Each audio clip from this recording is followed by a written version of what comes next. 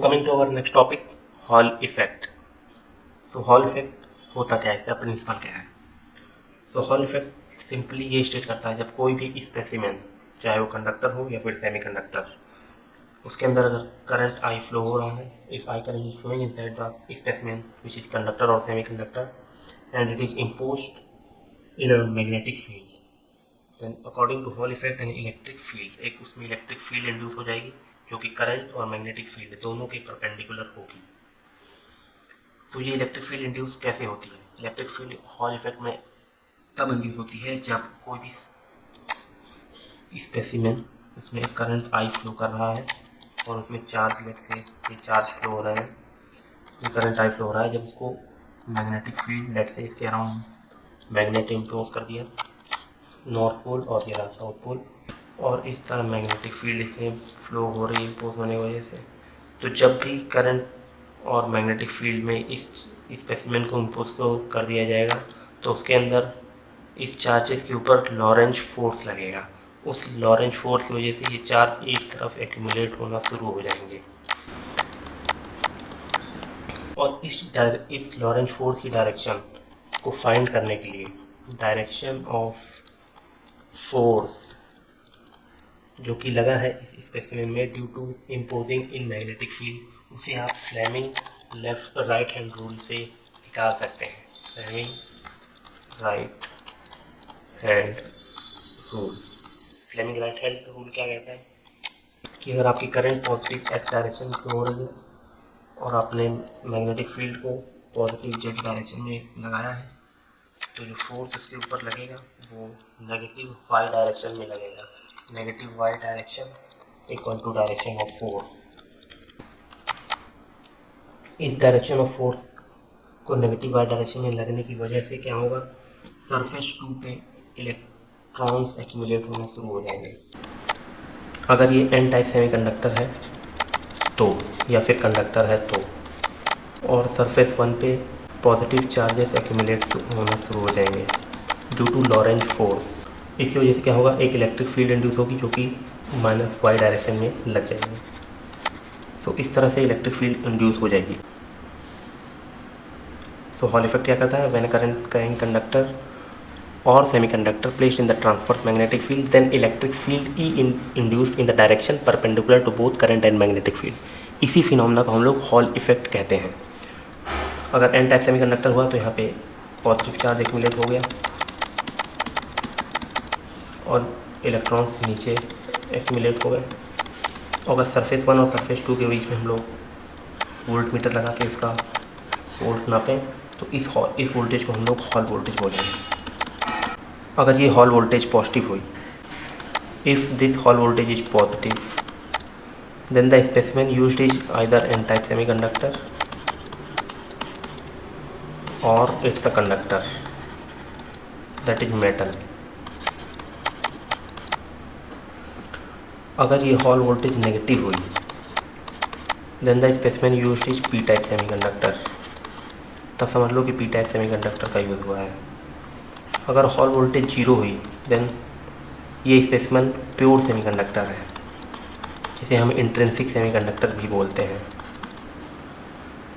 तो इस तरह से हॉल इफेक्ट प्रिंसिपल का यूज़ करते हुए हम एन टाइप, पी टाइप और प्योर सेमीकंडक्टर के बीच में डिफरेंस कर सकते हैं। अब हम बात करेंगे how to calculate this Hall voltage magnitude. Let say हमने जो स्पेसिमेन लिया है उसकी सरफेस 1 और सरफेस 2 के बीच में डिस्टेंस डी है और विड्थ स्पेसिमेन की W है। तो इस हिसाब से जो इलेक्ट्रिक फील्ड इंड्यूस हुई है हॉल इफेक्ट के कारण, तो उसको हम E इक्वल्स टू VH/D लिख सकते हैं। हॉल वोल्टेज जो इंड्यूस हुआ है इलेक्ट्रिक फील्ड की वजह से, और D is the distance between surface 1 and surface 2, तो इलेक्ट्रिक फील्ड हमारे पास आ गई। अब इसके अंदर जो भी चार्जेस हैं, एक बात मैं और बताना भूल गया, जो लॉरेंज फोर्स लगेगा, Lorentz force Q charges let say positive हो या फिर नेगेटिव, तो Lorentz force irrespective of the type of charges always in the negative Y direction लगेगा। अगर करंट पॉजिटिव एक्स डायरेक्शन में है और magnetic field positive Z direction में है तो negative Y direction equal to direction of force होगी irrespective of type of charge. आगे बढ़ते हैं। तो जो भी पॉजिटिव चार्ज या फिर जो भी स्पेसिमेन में चार्जेस है उसके ऊपर इलेक्ट्रिक फील्ड और मैग्नेटिक फील्ड के ऊपर वजह से कुछ फोर्स लगेंगे। तो मैग्नेटिक फील्ड की वजह से जो भी उस पर फोर्स लगेगा उसको हम कह सकते हैं मैग्नेटिक फील्ड इनटू जो भी चार्ज है और drift velocity of the charge. और इलेक्ट्रिक फील्ड की वजह से जो भी चार्ज के ऊपर फोर्स लगेगा वो होगा इक्वल टू QE।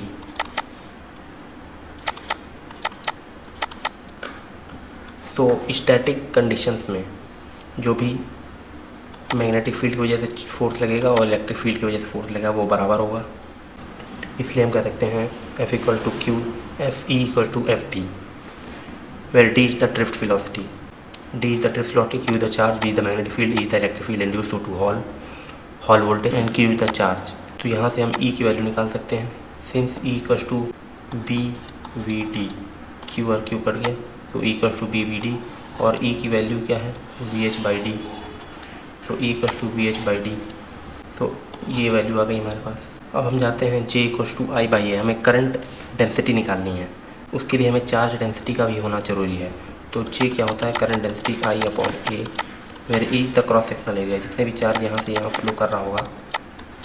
तो J इक्वल्स टू I/A और J equals to rho, J equals to I/A equals to rho VD। No what is J is the current density, rho is the charge density, A is the cross sectional area जहाँ से charges flow हो रहे हैं। तो A की value हम जानते हैं A equals to W/D and rho charge density है और VD ड्रिफ्ट वेलोसिटी है। तो यहाँ से हम भी ड्रिफ्ट वेलोसिटी फिर से कैलकुलेट कर सकते हैं। तो J equals to I/A, A equals to WD, तो उसकी वजह से हुआ J equal to rho VD। यहाँ से हमारे पास VD की वैल्यू हम निकाल सकते हैं। तो VD की वैल्यू हमारे पास यहाँ से आ गई, तो VD की वैल्यू यहाँ से आ गई I/A rho, where A equals to W/D। अभी हमारे पास दो इक्वेशन आ चुकी हैं। यहाँ से हम इक्वेशन 1 में VD की वैल्यू सब्स्टिट्यूट कर देंगे, तो हमारे पास VH/D इक्वल्स टू B और VD की वैल्यू ये सब्स्टिट्यूट कर देंगे, तो हमारे पास हॉल वोल्टेज आ जाएगा। तो हॉल वोल्टेज कैलकुलेट कर लिया, VH/D इक्वल्स टू BI/W/D रो, और यहाँ से हमारे पास हॉल वोल्टेज का मैग्नीट्यूड आ गया। तो ये हमारे फाइनल इक्वेशन जिसमें हमें हॉल वोल्टेज पता चल गया क्या होता है। अब इस हॉल वोल्टेज की मदद से हम हॉल कोफिशिएंट भी निकाल सकते हैं। हम जानेंगे हॉल कोफिशिएंट क्या होता है और जो भी इस स्पेसिमेन के अंदर चार्ज फ्लो हो रहा है उसकी मोबिलिटी क्या होगी ये भी हम कैलकुलेट कर सकते हैं। तो Hall voltage is nothing but, Hall coefficient is nothing but it is inversely proportional to the charge density, जो कि चार्ज डेंसिटी पे डायरेक्टली इनवर्सली प्रोपोर्शनल होता है। तो चार्ज डेंसिटी जितना ज़्यादा होगी हॉल कोफिशिएंट उतना कम होगा। और ये हमारे पास मोबिलिटी है, मोबिलिटी की इक्वेशन जो कि डायरेक्टली हॉल कोफिशिएंट पे डिपेंड करती है और कंडक्टिविटी पे। तो कंडक्टिविटी जितनी ज़्यादा होगी मोबिलिटी इसका मतलब डायरेक्ट है उतना ज़्यादा होगी। तो हमारे पास ये दोनों इक्वेशन भी आ गई। हाँ, एक और चीज़ मैं ऐड करना रह गया कि जो भी इलेक्ट्रिक फील्ड की डायरेक्शन होगी वो डिपेंड करेगी what type of specimen is it. अगर एन टाइप सेमीकंडक्टर है तो या फिर कंडक्टर है जो कि मेटल हो सकता है, अगर एन टाइप सेमीकंडक्टर है या फिर कंडक्टर, तो इलेक्ट्रिक फील्ड की डायरेक्शन नेगेटिव वाई डायरेक्शन होगी जो कि डायरेक्शन ऑफ फोर्स ही है। अगर पी टाइप सेमीकंडक्टर है तो इलेक्ट्रिक फील्ड की डायरेक्शन पॉजिटिव वाई डायरेक्शन होगी। For P type semiconductor electric field direction will be in positive Y direction for P type semiconductor, क्योंकि एन टाइप सेमीकंडक्टर के cases में या फिर कंडक्टर के केसेस में इलेक्ट्रॉन नीचे एक्यूमुलेट होंगे और पॉजिटिव चार्ज ऊपर, लेकिन पी टाइप सेमीकंडक्टर के केस में पॉजिटिव चार्ज से नीचे एक्यूमुलेट होंगे और इलेक्ट्रॉन सरफेस 1 पे एक्यूमुलेट हो जाएंगे, जिससे इलेक्ट्रिक फील्ड नीचे से पॉजिटिव वाई डायरेक्शन होगी। तो direction of electric field change होगी लेकिन direction of force always same रहेगी। और ये जो डायरेक्शन मैंने बताई है पॉजिटिव वाई डायरेक्शन या फिर नेगेटिव डायरेक्शन इलेक्ट्रिक फील्ड की, वो केवल उस केसेस में है जब करंट की डायरेक्शन पॉजिटिव एक्स में है और मैग्नेटिक फील्ड की डायरेक्शन पॉजिटिव जेड डायरेक्शन में है।